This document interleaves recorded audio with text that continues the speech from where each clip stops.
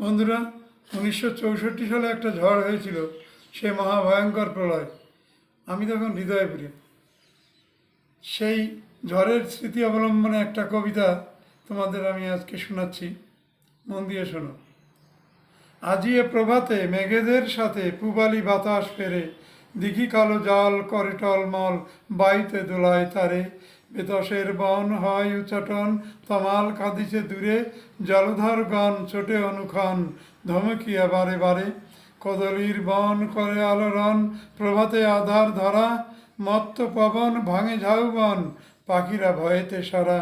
আজি এ প্রভাতে মেঘেদের হাতে বন্দী হয়েছে রবি, দিবসে আধার দেখি চারিধার, সকলই তামস ছবি। কর কর রবে বাস পরে সবে, বিজলি ঝলিছে সাথে, শুয়েছিল যারা সন্ত্রাসে তারা, শয্যা ছেড়েছে প্রাতে। কেউ বলে হায় এ কি বিস্ময়, এখনো রাত্র বাকি, মেঘেদের খেলা শুরু ভোরবেলা, কোথাও ডাকে না পাখি। দেখি তারপরে ঝিরঝির ঝরে বাড়িধারা শুরু হয়, যত বেলা বাড়ে হাওয়া ছাড়ে জোরে, ভয় তত বেড়ে যায়। প্রলয়ের সারা ভয়ে কাঁপে ধরা, মহাঝড় হলো শুরু, বৃষ্টির সাথে বাতাসেরা মাথে, দুর্দার পরে তরু। ছোট ঘরগুলি দুবাহুতে তুলি, ভাঙে যেন কোনো দৈত্য, ক্রমে বাড়ে বেগ, দূরে কালো মেঘ, তারা হলো রণমত্ত। এই রূপে হায় চারিদিক প্রায় সমান, চালালো তাণ্ডব, কৃষ্ণের রথে অর্জুন সাথে, যেন বিনাশী লোখাণ্ড।